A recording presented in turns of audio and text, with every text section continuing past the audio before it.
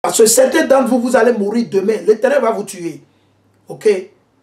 Shalom, shalom, shalom. Shalom, shalom, king. Shalom. Ok? Certains d'entre vous, l'Éternel va vous tuer demain. Vous allez ouvrir la bouche et dire, oh, bonne fête des mères, l'Éternel va vous tuer. Vous allez tomber dans des accidents. Certains, demain, vous allez attraper le Covid-19. Oui, l'Éternel, sa colère, ça travaille 24 heures sur 24. Peut-être ça ne va pas se passer sur un de vos proches, mais l'Éternel, il va le faire. Donc, gardez votre bouche. N'achetez ni de fleurs, ni à votre mère, ni à votre femme. Si vous le faites, l'Éternel va vous tuer. N'amenez pas votre femme dans le restaurant, dans un restaurant. Oh, je veux te faire plaisir. L'Éternel va vous tuer. Ok? C'est des trucs, c'est des doctrines sataniques. Obéissez à l'Éternel, mettez en pratique ces lois et ces commandements. L'Éternel va vous tuer.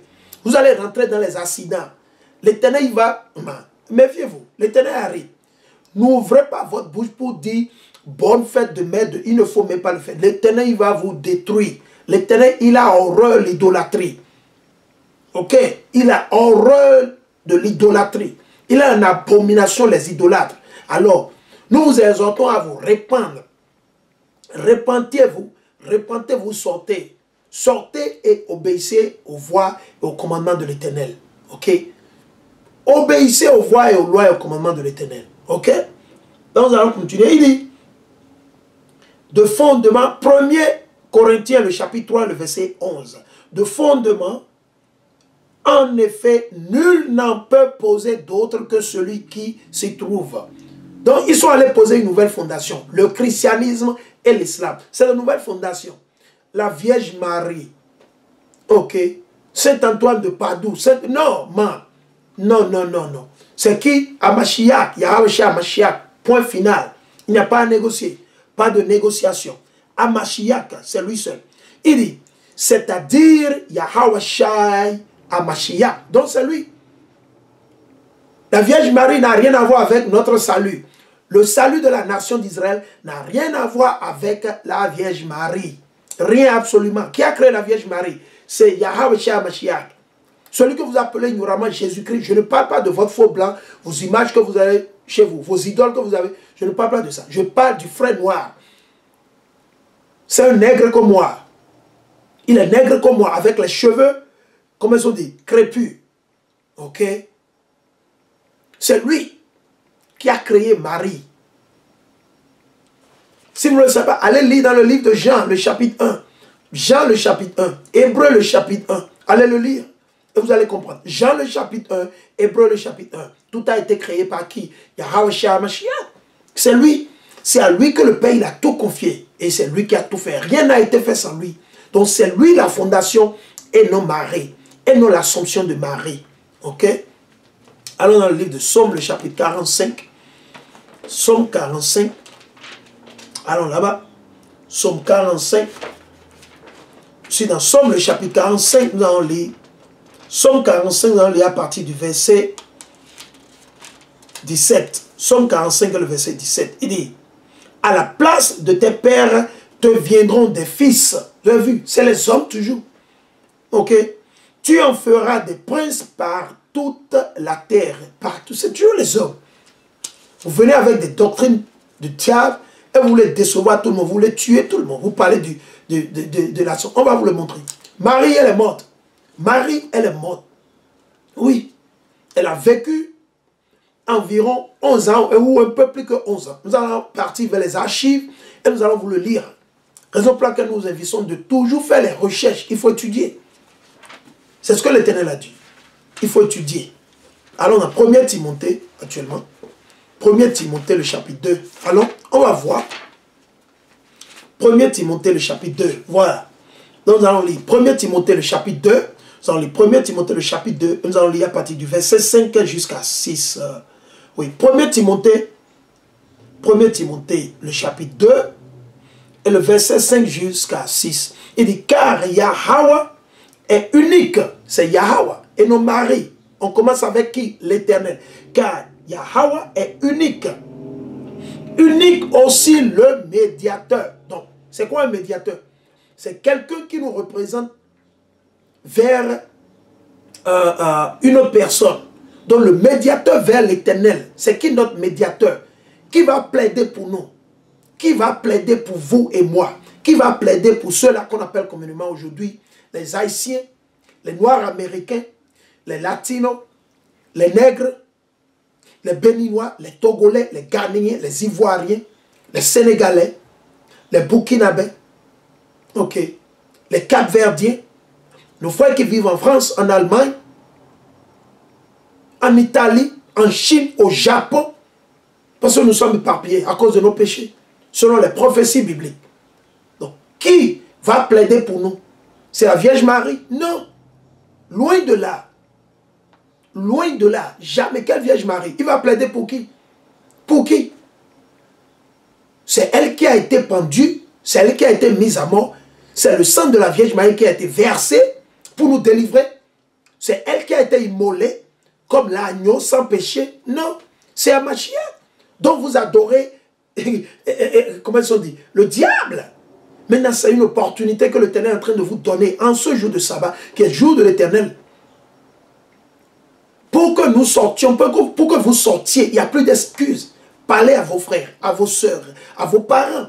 S'ils ne sortent pas du christianisme, sûrement la colère de l'Éternel va jaillir sur eux. Et malheur va se multiplier sur eux. C'est ce que l'Éternel a dit.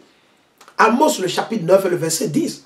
Tous les pécheurs de mon peuple périront. Ils vont périr. Maintenant, si vous ne voulez pas périr, il faut changer. Si vous ne voulez pas que vos frères, vos sœurs, vos parents périssent, il faut leur parler. Il faut leur parler. Nous allons continuer. Premier épître à Timothée, le chapitre 2 et le verset 5. Car Yahweh est unique. Unique aussi le médiateur entre Yahweh et les hommes. Donc notre médiateur entre Yahweh et nous, c'est qui? On va le dire. Il dit quoi?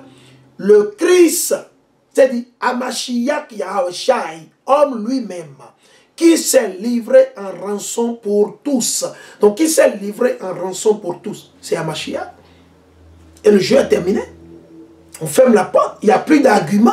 Ah, que la vieille est née. Non, c'est des doctrines du diable. Ok? Et c'est des doctrines qui ont existé avant que Hamashiach ne naisse. C'est des doctrines qui ont existé il y a 2000 ans. Depuis le temps de Nimrod. Depuis la création. Certains d'entre vous le savent. On va le lire. Nous allons prendre quelques sources que nous allons lire pour vous donner la compréhension. Parce qu'il y a certaines qui ne savent pas.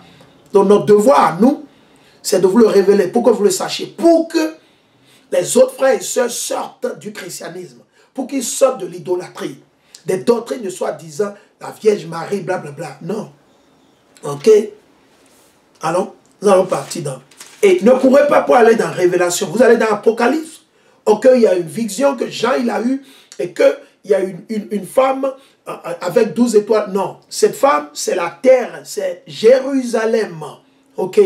Détrompez-vous totalement. N'allez même pas là-bas. Ok, vous allez décevoir les simples. Ok, les simples. Vous pouvez décevoir les catholiques, les chrétiens, les évangéliques, les musulmans avec cette doctrine. Vous pouvez les décevoir. Mais ne venez pas vers nous. Parce que l'Esprit Saint, il va vous exposer. Allons, nous allons partir dans Révélation actuellement. Révélation, le chapitre 7. Allons. Nous sommes dans Révélation, le chapitre 7. Révélation, le chapitre 7. Et nous allons lire le verset 9 jusqu'à 10. Révélation, le chapitre 7, ou Apocalypse. Apocalypse, le livre tabou des chrétiens. Le livre tabou des chrétiens. On m'avait dit quand j'étais catholique que si je lis la Bible, je vais m'affoler. Je vais enlever tous mes vêtements et je serai nu dans la rue. Ça ne s'est pas encore passé. Depuis que l'Éternel m'a réveillé, je lis la Bible à fond. Tout le temps, je suis dans les préceptes. Et assez tout le temps, je ne me suis pas encore affolé. Au contraire, l'Éternel m'a donné plus de sagesse. J'acquiers plus de sagesse à chaque heure, à chaque minute, à chaque jour. Plus de sagesse. Je ne me suis pas encore affolé. Donc ce ne sont que des doctrines d'hommes. Vous n'êtes que des menteurs. Allons-y. Apocalypse ou Révélation, le chapitre 7. Nous allons lire à partir du verset 9. Après quoi? Voici qu'apparut à mes yeux une foule immense que nul ne pouvait dénombrer, de toute nation, race, peuple et langue, debout devant le trône et devant l'agneau. Est-ce qu'il a dit devant la Vierge Marie? Non, il dit devant l'agneau. C'est qui l'agneau? Yahawashai à Mashiach. Ok, Yahawashai à Mashiach. Et non l'homosexuel, le PD que vous avez dans vos maisons. Le PD, l'homosexuel que vous avez dans vos maisons, César Borgia, l'enfant du pape Alexandre VI, on ne parle pas de lui. Lui, c'est un diable. Et c'est ce que les catholiques, ils adorent. Les orthodoxes. Et la liste continue. Ça n'engage que vous. La majeure partie des chrétiens, ils adorent qui? L'homosexuel là, qu'ils appellent, qui est connu sous le nom de César Borgia. Ok? Il dit, devant l'agneau, vêtu de robe blanche, de palmes à la main, il crie d'une voix puissante, le salut à notre Yahweh, qui siège sur le trône, ainsi qu'à l'agneau, ainsi qu'à l'agneau. Il n'a pas dit ainsi qu'à la Vierge Marie, non. Le salut à notre Dieu, Yahweh, le Père, ok, ainsi qu'à l'agneau. Et tous les anges encerclent autour du trône, des vieillards et des quatre vivants, se prosternèrent devant le trône, la face contre la terre, pour adorer Yahweh. Adorer qui? Yahweh. Non, la Vierge Marie. Pour adorer Yahweh. Donc, c'est des idoles. Vous les justifiez, Marie. Vous les justifiez quoi? C'est l'idolâtrie. Ok? Il disait, Amen, Amen, louange, gloire, sagesse, action de grâce, honneur, puissance et force à notre Yahweh, pour les siècles des siècles. Amen, alléluia.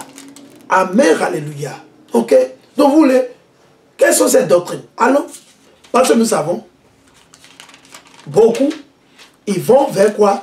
Ils vont vers où ils vont dire, oh, il a eu une vision, ou quoi? Et dans la vision, Jean, il a vu une femme. La femme, c'est Marie. Non, c'est faux. Les Blancs, ils ont conçu ces images-là.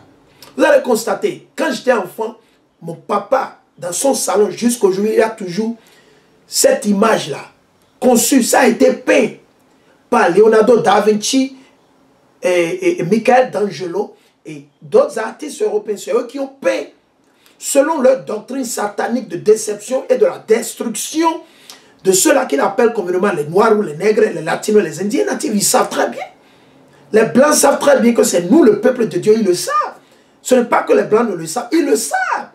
Et son Édom, il sait très bien que la nation choisie de Dieu, les élus, ce sont les Noirs ou les Nègres, les Latinos, les Indiens, ils le savent. Donc leur objectif, c'est quoi? C'est de nous amener à pécher contre l'Éternel. En faisant quoi? En adorant les idoles. Parce qu'ils savent très bien que l'Éternel, il déteste les idolâtres. Ils savent très bien que l'Éternel, il va nous détruire. Sa colère va jaillir sur nous et on sera détruit. Ils le savent. Ce n'est pas qu'ils ne le savent pas. Donc, ils ont conçu toutes ces doctrines du coup et ils viennent pour décevoir le peuple. Ils disent, oh, oui, on a vu là, comment on dit, Jean a eu une vision et dans la vision, elle a vu la bête. C'était une femme qui avait deux... Non, on va vous montrer. De quoi il parle, on va vous le montrer. Parce que beaucoup d'entre vous, vous êtes dans les ténèbres, vous ne savez pas grand chose. Donc notre devoir, c'est de vous l'expliquer. Et nous allons le faire. Ok. On va vous donner la compréhension pour que vous le sachiez. Pour que personne ne vous déçoive. Ok. Parce qu'il y a tellement de déceptions dans ce monde, n'est-ce pas? Il y a tellement de déceptions. Donc nous ne voulons pas que vous soyez déçus. Notre objectif, c'est de vous révéler ce qu'a dit l'Éternel. Alors, nous allons vous le montrer. J'ai ma Bible est un peu, cette Bible est un peu déchirée. Parce que je l'ai tellement utilisée ou abusée. Trimballée par-ci, par-là. Donc du coup, soyez patient avec moi. C'est là qui est. Attendez. On va vous donner la compréhension. Ok. Nous allons vous donner la compréhension et vous le saurez à partir d'aujourd'hui. Ok. Donc allons-y. Nous allons commencer avec le livre de, je vois, Apocalypse, le chapitre 12. Ok. Là on le lit. Ok. Donc l'église chrétienne catholique ou les autres églises, qu'est-ce qu'ils font? Du coup, ils vont vers Apocalypse, le chapitre 12. Comme ils ont fait la traduction, ils ont mis vision de la femme et du dragon. De quelle femme? Il dit c'est la Vierge Marie. Non, c'est faux, c'est du mensonge. Mensonge, 100% mensonge. 100%. On va vous le montrer. Ok? Nous sommes dans Révélation ou Apocalypse, le chapitre 12 et le verset 1. Un signe grandiose apparut au ciel. Une femme. Ok? Parce que vous lisez le mot femme, vous pensez que automatiquement d'office, il parle de qui? Il parle de quoi? De la femme, n'est-ce pas? Non. Allons dans Galates. On va vous le prouver. Allons dans Galates. Galates. Ok. Galates, le chapitre 4. Allons. Galates, le chapitre 4. Nous allons vous le montrer. Allons dans Galates, le chapitre 4. Nous allons le lire. Je suis dans Galates, le chapitre 4. Nous allons lire à partir du verset 25. Ok. Il dit, c'est Agar, car le Sinaï est en Arabie et elle correspond à la Jérusalem actuelle. On continue. Qui de fait est esclave avec ses enfants. Donc c'est une femme, elle est esclave. Jérusalem c'est une femme, c'est une mère. Donc c'est cette femme qui est apparue dans les cieux. Ce n'est pas une femme que vous pensez comme Marie, non. Vous avez été déçus parce que vous vivez toujours au milieu du péché. Raison pour laquelle vous êtes déçus, vous ne comprenez pas. Il dit, qui de fait est esclave avec ses enfants. Ok, donc Jérusalem, nous sommes esclaves. Nous sommes esclaves avec qui? Notre mère. Notre mère, c'est Jérusalem. Qui est-ce qui nous a donné naissance? C'est Jérusalem. Adam a été conçu de la mer. Quelle mer? C'est la terre. Ok. Et c'est de Adam que la femme est sortie. Adam n'est pas sorti de la femme. Donc déjà, ça tue votre doctrine de soi disant que, ouais, que la Vierge Marie, non. Parce que la femme est sortie de l'homme. La femme a été créée à travers l'homme. Et non l'homme à travers la femme. Ok. Ce n'est pas parce qu'aujourd'hui nous naissons à travers les femmes. Vous pensez que, oh, d'office, non, non, non, c'est faux. L'Éternel a juste voulu que ça continue, ça se passe ainsi. Pour aussi quoi? Voir comment certains de nos parents, de nos frères et soeurs, ils vont dérailler et s'entretuer entre eux-mêmes. Comment? Parce qu'ils commencent par adorer les femmes. Ok? Donc il dit, mais la Jérusalem d'en haut est libre. La Jérusalem, vous avez vu? L'article ici, c'est L-A, c'est là. C'est féminin. Ce n'est pas masculin. Mais la Jérusalem d'en haut est libre. Et elle, c'est pour qui? C'est pour les quoi? Les sujets féminins. Ok? Les pronoms ou prénoms féminins. Elle, et elle est notre mère. Et elle est notre mère. Donc, c'est la vision de la femme et du dragon. C'est Jérusalem. Le dragon ici, c'est ceux-là que vous appelez communément aujourd'hui vos blancs. Ce sont vos blancs, vos colons, vos français, ok, vos italiens. Ce sont eux, ok. Le pape Benoît XVI ou le pape Francis, ou bien c'est franciscain, c'est démon. C'est d'eux que la Bible parle. C'est eux le dragon. Le dragon rouge, c'est eux qui sont rouges. Parce qu'ils n'ont pas la mélanine. Les blancs n'ont pas la mélanine. Raison pour laquelle nos frères et sœurs qui cherchent à se dépigmenter, vous vous détestez, vous ne vous aimez pas. Vous avez la haine de soi. Vous vous haïssez vous-même. Et vous détestez l'Éternel. Car l'Éternel vous a créé joli, beau, belle. Il vous a donné la mélanine. Et vous voulez ressembler aux maîtres colons, aux esclaves. Vous voulez ressembler au diable. Ça n'engage que vous. Ça n'engage que vous. Mais ayez une chose en tête, l'Éternel, il va vous détruire. Il va vous détruire. Sa colère viendra sur vous. Peut-être pas aujourd'hui, peut-être demain, peut-être dans 2 ans, peut-être dans 5 ans, peut-être dans 1 semaine, mais ça va jaillir sur vous. Ok? Apprêtez-vous. Il dit, le soleil l'enveloppe. Le soleil l'enveloppe, c'est une terre. C'est Jérusalem. La lune est sous ses pieds. La lune est sous ses pieds. Ok? Et 12 étoiles couronnent sa tête. Donc si c'était Marie, si c'était réellement Marie, une femme, qu'est-ce qu'elle a fait avec? Marie a eu 12 enfants. Marie, elle a eu 12 enfants. C'est la question que moi, Marie, elle a eu 12 enfants. Marie, là, elle a eu 12 enfants. Elle n'a jamais eu 12 enfants. Elle n'a pas eu 12 enfants. Elle a eu moins de 12 enfants. Ok? Comprenez? Donc ici, les 12 représentent quoi? Les 12 enfants de Jacob. Jacob a eu combien de femmes? Jacob a eu combien de femmes? 4. Jacob, il a eu 4 femmes. Et les 12 enfants sont sortis de ces 4 femmes. Les 12 enfants sont sortis de ces 4 femmes. Ok? Jacob, c'est lui qui a eu 12 enfants.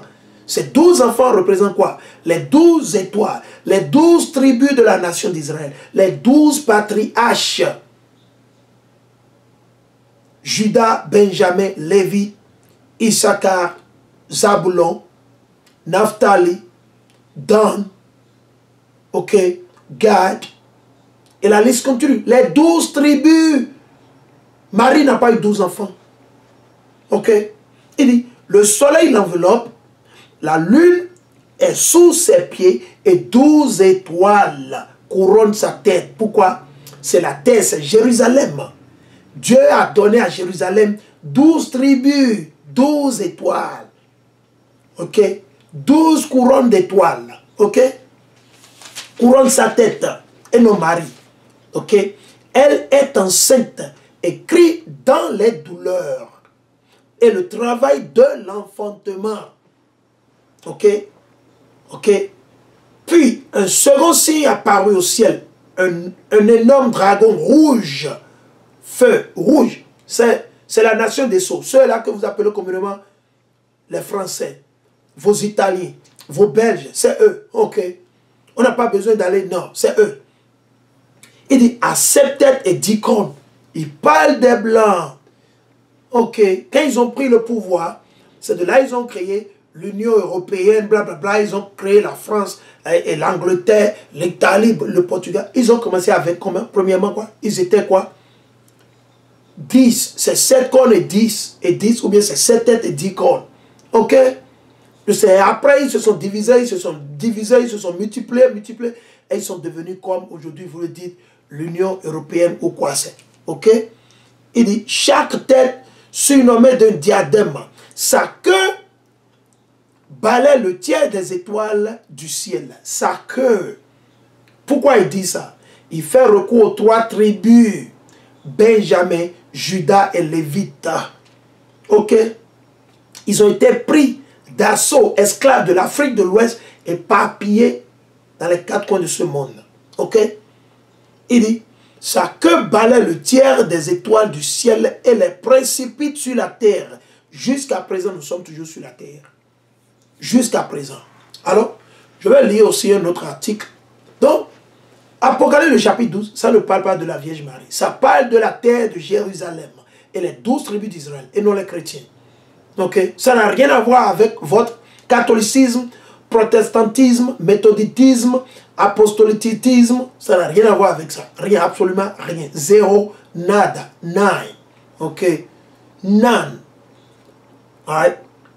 On va voir. J'étais tombé sur un article intéressant. Je vais voir. Sur mon ordinateur, je vois... Je viens. Ok. Ok. Parce que adorer les femmes là, c'est pas quelque chose de nouveau. Ils vont le faire demain. Partout. Et c'est le christianisme. Qui va célébrer la fête des mères et la fête des pères? C'est les chrétiens. C'est eux les numéro 1. Et les autres nations suivent. Maintenant, l'adoration de la femme, c'est une doctrine qui a existé avant que Hamashiach ne naisse. Avant que Moïse ne naisse. Ça existait. Nimrod, sa maman a été adorée. Dans le catholicisme ou le christianisme, quand vous faites recours à la Vierge Marie, vous adorez qui? La mère de Nimrod. Vous ne savez pas? Nimrod, c'était un Éthiopien. Il était de la nation de Couche. Nimrod, c'était un Éthiopien. Quand sa maman est morte, soi-disant, elle est allée dans les cieux, blablabla. C'est la même doctrine. Ils ont juste incorporé ça dans le christianisme pour amener toujours le monde à adorer qui? Satan. Toujours. C'est l'objectif, ça. C'est l'objectif. Mais beaucoup ne le savent pas. Ok? Donc, je vais le lire ici. Ce que je vais faire, je vais le copier Et je vais amener ça dans Google. Je vais demander à Google de me faire la traduction. Nous allons voir la traduction que Google va nous donner en français, que nous allons partager avec vous. Ça, on vous le dit. OK? OK, voilà. OK, nous allons montrer ça au public de Facebook, YouTube. Je suis désolé. OK, nous allons vous le montrer. Ceux qui peuvent le lire, vous pouvez le lire. OK? Allez, voilà. Aidez. Aidez. Nous allons lire ceci. C'est ça là que nous allons lire. OK?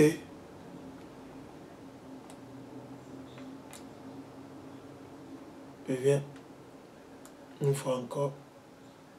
OK. Donc, je vais lire ce que j'ai mis au bleu là. Il dit les divinités féminines étaient vénérées au moins 7000 ans avant notre ère. Ok? Donc, c'est rien de nouveau. Il n'y a rien de nouveau sous le soleil. Ok? Vous qui adorez la Vierge Marie, c'est rien de nouveau. Ok? Il dit des milliers d'années avant qu'Abraham ne devienne le prophète de Yahweh. Ok?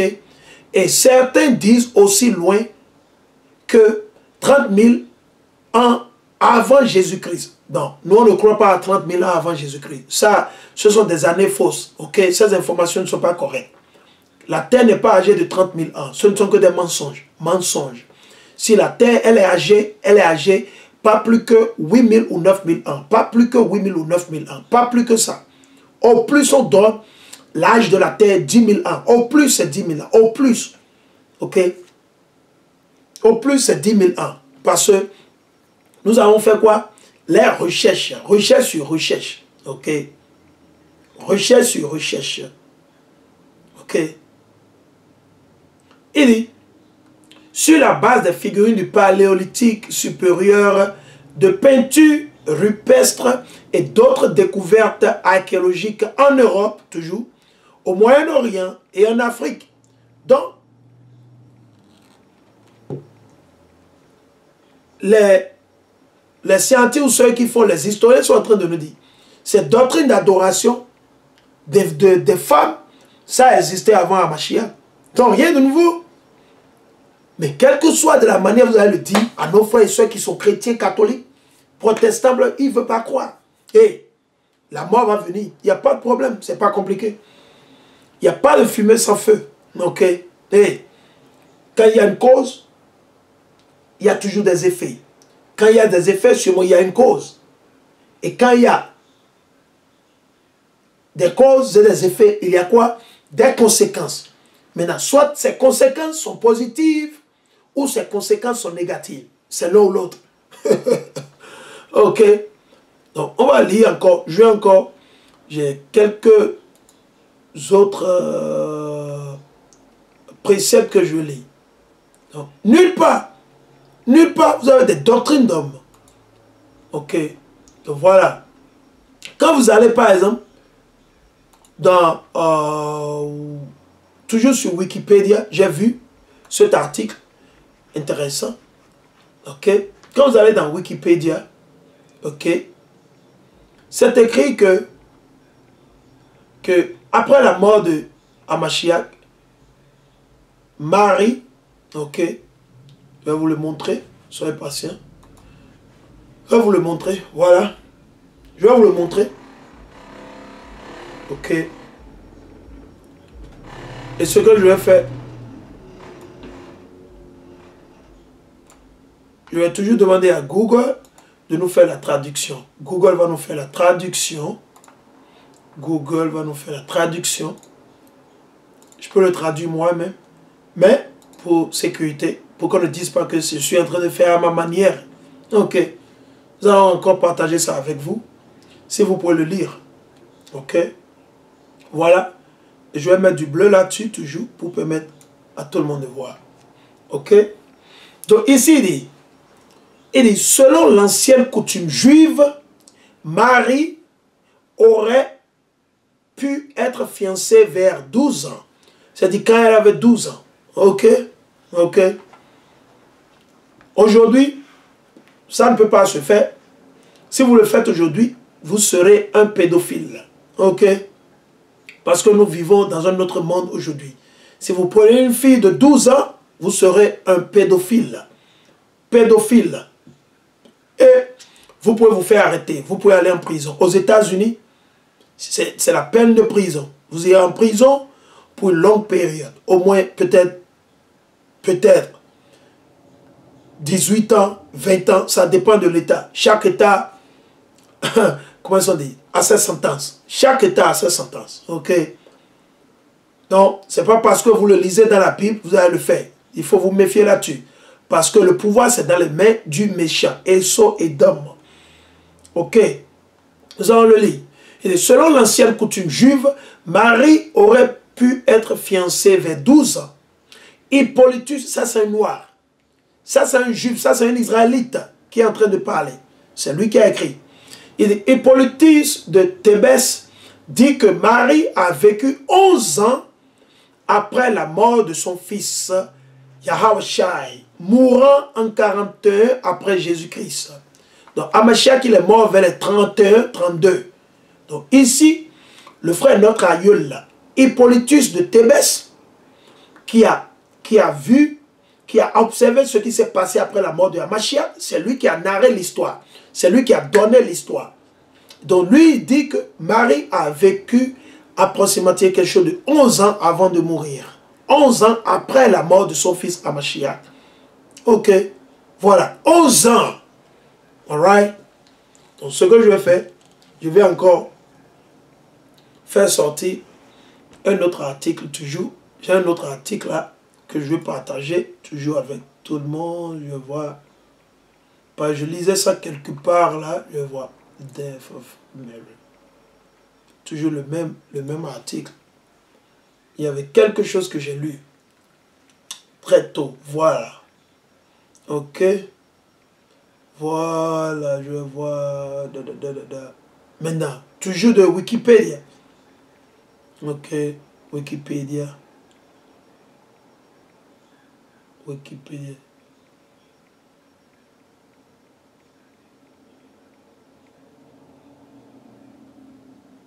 Wikipédia, je viens. Parce qu'il y a pas mal de doctrines aussi. C'est à nous de nous. Il faut vous méfier. Chacun d'entre eux, ils ont leur doctrine. Les catholiques, ils ont leur doctrine. C'est des doctrines chrétiennes. La majeure ne sont que des doctrines chrétiennes. Ils ont tout ça. Ils ont tout. Ce n'est pas seulement vous avez les catholiques, ils ont leur doctrine sur la Vierge Marie. Ok. Les orthodoxes, ils ont leur doctrine. Ok. Les protestants, ils ont leur doctrine sur la Vierge Marie. Ok. Les anglicains, ou c'est les anglicains, ils ont. Les luthériens, ou c'est les luthérans, ils ont leur doctrine.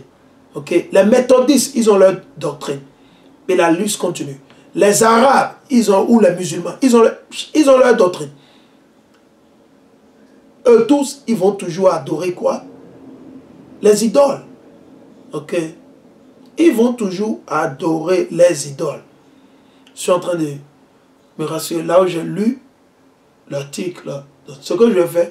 Et ils ont dans le catholicisme, ou dans cette rue, ils ont